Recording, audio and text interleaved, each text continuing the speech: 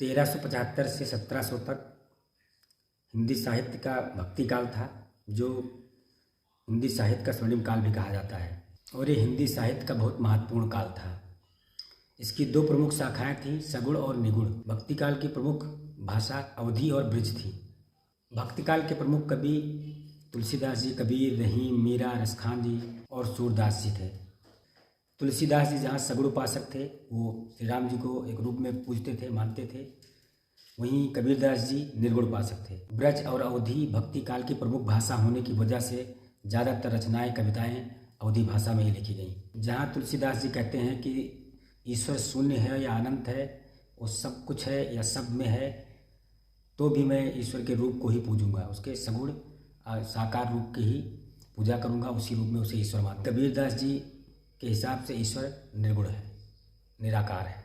कबीरदास जी अवधी में लिखते हैं, निर्गुण राम भजले रे भाई, अविगत की गति लख ना जाई। पद्म श्री मालिनी अवस्थी जी को तो हम लोग जानते हैं, जो अवधी लोकगीत गाती हैं, स्टेज परफॉर्मेंस करती हैं।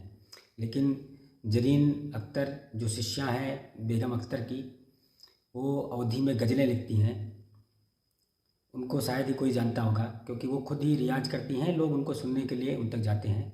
वो कोई परफॉर्मेंस नहीं करती, कहीं स्टेज शो नहीं करती, इसलिए उनका उतना नाम नहीं है। बस वो अपनी संस्कृति और भाषा को बचाए हुए हैं। ठुमरी, दादरा, सोहर, चैती और लंगूरिया आज अवधी लोकगीतों की प्रमुख शैलियाँ हैं।